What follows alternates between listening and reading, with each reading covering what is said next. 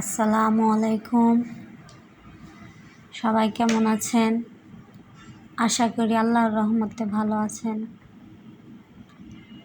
বন্ধুরা, আজকে বাহিরে অনেক বৃষ্টি হচ্ছে।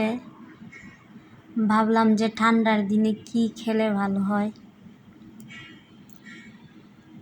তাই রান্না করলাম রোস্ট পোলাও।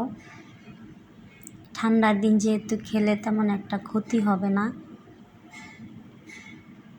আর আমার ভিডিওগুলো যদি ভালো লাগে সবাই লাইক, কমেন্ট ও শেয়ার করে দেবেন।